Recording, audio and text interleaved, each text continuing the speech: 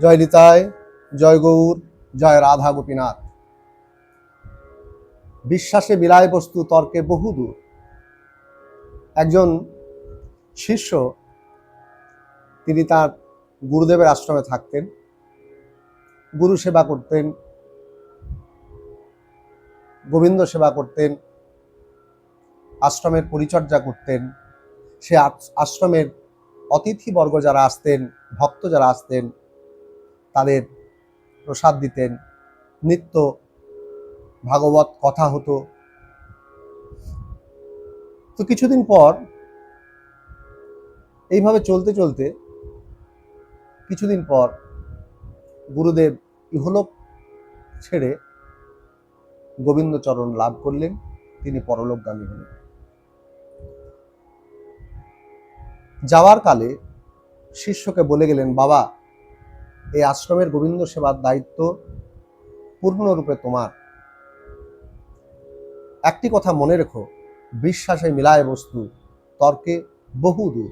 ভগবান আছেন, তিনি ভক্তের সেবা গ্রহণ করেন এবং ভক্তকে অনুগ্রহ করেন বা কৃপা করেন, এবং তার কৃপায় এই জগৎ সংসার চলছে। তুমি নিত্যকর্ম ছেড়ো না, নিত্যকর্ম তুমি অবশ্যই বিশ্বাস রেখে পালন করবে। সে আশ্রমের গুরুদায়িত্ব পেয়ে এই ভক্ত তিনি পূর্বের মতোই আশ্রমের পরিচর্যা করেন, ফুল তোলেন, মালা গাঁথেন, ভিক্ষা করেন, এবং সেই ভিক্ষার তণ্ডুল এনে তিনি রন্ধন করে রাধা গোবিন্দের সেবা দেন, প্রসাদ পান এবং ভক্তমণ্ডলীকে প্রসাদ দিয়ে ধন্য করেন। তো একদিন হয়েছে কি বাবা, দুর্যোগপূর্ণ দিন। সেই দুর্যোগপূর্ণ দিনে তিনি আর ভিক্ষায় যেতে পারেননি। তো বনাকীর্ণ অঞ্চল, সেখানে কয়েকটি ফলের গাছ আছে। তো সেই ফলের গাছগুলো ঘুরে তিনি কয়েকটা ফল পেলেন এবং সেই ফলের প্রসাদ রাধা গোবিন্দের সেবায় নিয়োগ করলেন। সেদিন কিন্তু অন্যের কোনো ভোগ হলো না। এই ভক্তের মনে তীব্র যন্ত্রণা, তীব্র দুঃখ, যে অন্যের ভোগ কি হবে না। তিনি করলেন কি, ওই গুরুদেবের বাক্যে, সেই বাক্যকে ঐক্য করে শ্রদ্ধা ভক্তি জানিয়ে তিনি উনুনে হাঁড়ি দিলেন, জল দিলেন এবং অগ্নি সংযোগ করে সেই উনুন জ্বালিয়ে দিলেন। উনুন জ্বলতে থাকে, তিনি জল দিতে থাকেন, কিন্তু তণ্ডুলের কোনো খবর নেই। অর্থাৎ তাতে চাল আর দেওয়া হলো না। কেন না, চাল সে আশ্রমে নেই। নিয়ম হচ্ছিল, আশ্রমের নিয়ম ছিল যেখানে সঞ্চয় করা যাবে না, নিত্য যা আসবে গোবিন্দের সেবা দিয়ে ভোগ লাগাতে হবে। ওই আশ্রমের কিছুটা দূরেই হাইওয়ে। তো সেই দুপুর থেকে কিন্তু ওই অগ্নিসংযোগ হচ্ছে, উনুন জ্বলছে, জল বাষ্পীভূত হচ্ছে।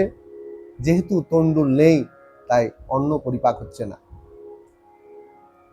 বিকেল গড়িয়ে সন্ধে এলো এবং সন্ধে অতিক্রম করে ধীরে ধীরে রাত্রিতে পরিণত হতে শুরু করেছে। ভগবানের কি খেলা, ভগবানের কি লীলা। ভগবানের লীলা একমাত্র ভগবানই জানেন, অন্য কেউ কিন্তু জানেন না। কেননা তিনি হচ্ছেন কর্তুম, অকর্তুম, অন্যথা কর্তুম।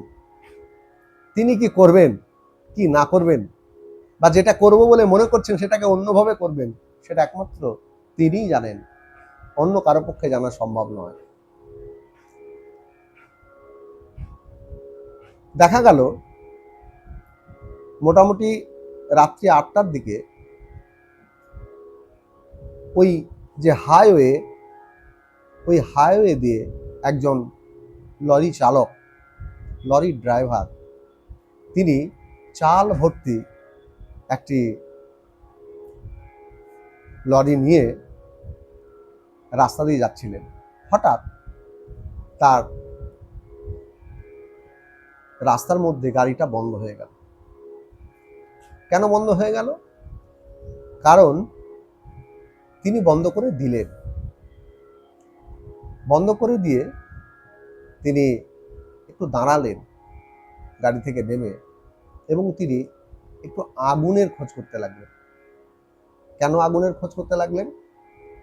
না, তাঁরও ওই গাড়ির মধ্যে যে বিশ্বকর্মার যে মূর্তি আছে, ঠাকুরের যে একটু আরাধনা করবেন, সে আরাধনার জন্য ধূপবাতি জ্বালাবার মতো দেশলাই বা আগুন তার কাছে নেই। তিনি করলেন কি, সন্ধে অতিক্রম হয়ে যাচ্ছে, রাত্রি হয়ে যাচ্ছে, তিনি এদিক ওদিকে নির্জন রাস্তা, কাউকে দেখতে পাচ্ছেন না, এদিক ওদিকে চেয়ে দেখলেন ওই দূরে একটি বনাকীর্ণ জায়গায় যেন আগুন জ্বলছে মনে হচ্ছে। সে আগুনকে লক্ষ্য করে, অর্থাৎ আশ্রমের মধ্যে ওই যে উনুন জ্বলছে, সেই উনুনের আগুনকে লক্ষ্য করে তিনি কিন্তু ধীরে ধীরে আশ্রমে এসে উপস্থিত হলেন। আশ্রমে এসে তিনি এক অবাক কাণ্ড দেখতে পেলেন যে আশ্রমের ভক্ত উনুনে হাঁড়ি দিয়েছেন, জল দিয়েছেন এবং উনুন জ্বলছে, কিন্তু তাতে যে পরিপাকের বিষয়, সেই তন্ডুল কিন্তু নেই। এই লরির চালক ওই আশ্রমে গিয়ে আশ্রমের সেবায়েতকে দণ্ডবোধ জানিয়ে বললেন, আচ্ছা বাবা, একটু আগুন হবে? তো হ্যাঁ বাবা, আগুন কেন হবে না, এই তো নিয়ে যাও, আগুন জ্বলছে, নিয়ে যাও এখান থেকে। তো তিনি জিজ্ঞাসা করলেন, আপনার উনুন জ্বলছে, হাঁড়ি দেওয়া আছে, চাল দেওয়া, জল দেওয়া আছে, জল ফুটছে, আপনি জল ফুটে যাচ্ছে, আবার জল দিচ্ছেন, কিন্তু চালটা কখন দেবেন? সে আশ্রমবাসী ভক্ত বললেন, বাবা, আমি চাল আজকে ভিক্ষায় বার হতে পারিনি, তাই চাল সংগ্রহ করতে পারিনি, আর সেই জন্যে দুপুরবেলা আমার রাধা মাধবে অন্নের ভোগ হয়নি বাবা। তা আমার গুরুবাক্যে ঐক্য করে আমি গুরুদেবকে স্মরণ করে এই অগ্নি সংযোগ করেছি। তিনি বলেছিলেন নিত্য কর্ম কখনো ছাড়বে না, তাই আমি সেই দুপুর থেকে এই আগুন জ্বালিয়ে রেখেছি যে অন্ন দেওয়ার মালিক, চাল দেওয়ার মালিক যিনি, তিনি ঠিক আমায় চাল দেবেন।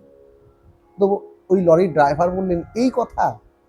আচ্ছা আচ্ছা, দাঁড়ান দাঁড়ান দাঁড়ান, আমার তো লরিতে বস্তা বস্তা চাল আছে এবং ভালো চাল, আমি এক বস্তা চাল আপনাকে দিয়ে যাই।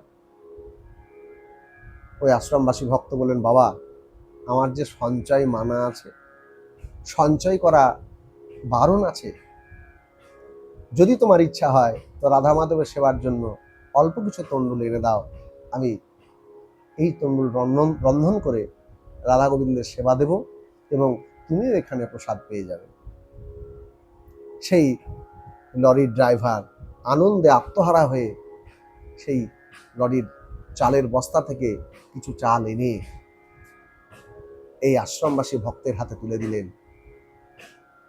রন্ধন হলো রাধা মাধবের সেবা ভোগ, এবং রাধা মাধবের সেবা দিয়ে ওই লরির ড্রাইভার এবং ওই আশ্রমবাসী ভক্ত, তারা দুজনে প্রসাদ পেলেন এবং ধন্য ধন্য হয়ে গেলেন। ওই ভক্ত তখন রাধা গোবিন্দের রাতুল রাঙা চরণে আছাড় খেয়ে পড়ে বললেন, হে গোবিন্দ, আমার গুরুদেব সত্য কথাই বলেছেন, বিশ্বাসে মিলায় বস্তু, তর্কে বহু দূর। আমি যদি বিশ্বাস করে ওই উনুনে আগুন না দিতাম, আমি যদি বিশ্বাস করে ওই হাঁড়িতে জল না দিতাম, তাহলে এই তণ্ডুল আমার আসতো না। ওগো দয়াময়, ওগো করুণাময়, কৃপাময়, তোমার ওই রাতুল রাঙা চরণে সদা সর্বদা যেন আমার ভক্তি থাকে, আমার শ্রদ্ধা থাকে, এবং গুরুবাক্যকে ঐক্য করে যেন আমি আমার জীবনযাত্রা সফল করতে পারি। তা বাবা, এই জগৎ সংসারে ওই বিশ্বাসই হলো মূল বস্তু, ওই বিশ্বাসই হলো ভক্তির পথের একমাত্র পাথেয়, যাকে অবলম্বন করে ভক্ত এগিয়ে যায় এবং সে যদি এগিয়ে যেতে পারে চরৈবেতি চরৈবেতি শব্দে, তাহলে একসময় কিন্তু তার গন্তব্যস্থল সে রাধাগোবিন্দের রাতুলডাঙ্গা চরণ সে লাভ করে। সবাই ভালো থাকবেন, সকলের মঙ্গল হোক, জগতের কল্যাণ হোক। জয় নিতাই, জয় গৌর, জয় রাধা গোপীনাথ।